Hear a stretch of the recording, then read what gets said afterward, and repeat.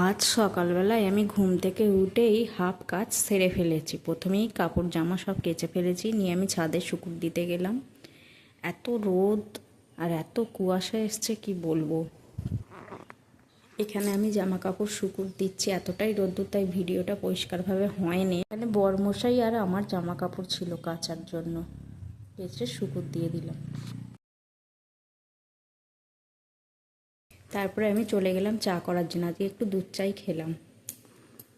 চা খাওয়া হয়ে যাওয়ার পর আমি এলাম আমার এই ঘরগুলো একটু ঝেড়ে পরিষ্কার করে নেওয়ার জন্য। মানে অনেক দিন ঝাড়া হয়নি তো, তাই একটু ঝেড়ে, জানলা, দরজা, ঘরের দেয়ালগুলো একটু ঝুল হয়েছিল, তাই একটু ঝেড়ে পরিষ্কার করে নিচ্ছে। এখানে আমি ঝেড়ে সব কিছুই পরিষ্কার করে ফেলছি।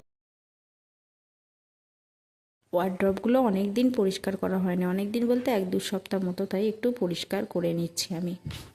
তারপরে মায়ের সাথে আমি ছাদে গেলাম। মা এখানে গুঁড়ি শুকনো করতে দিচ্ছিল, আমি তাই দাঁড়িয়ে দাঁড়িয়ে একটু ভিডিও করছিলাম। তারপরে মুড়ি খাওয়ার জন্য চলে গেলাম। বরমশাই ঘুগনি আর চপ এনেছিল মুড়ি খাওয়ার জন্য। এখানে ভাতটা নাবানো হয়ে গেছে, আলু ভাজতে দিয়ে দিয়েছি। আলু ভাজাটাও একটু লাল লাল হয়ে গেছে। আমি এখানে আলু ভাজছি বসে বসে। তারপর আমি এখানে আমের চাটনি করে ফেললাম। এই যে আমি এখানে মটন কষছি বসে বসে।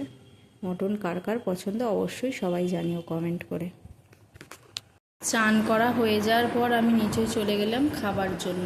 আজকে মটন দিয়ে সবাই খুব ভালো ভাত খাচ্ছে, আমি খুব একটা মটন পছন্দ করি না। এই যে এখানে বরমশাই, সারাদিনের পর আমি বরমশাইকে একটু পেয়েছি। ছাড়বো? মোটেই ছাড়বো না, ভিডিও তো করিয়েই ছাড়বো।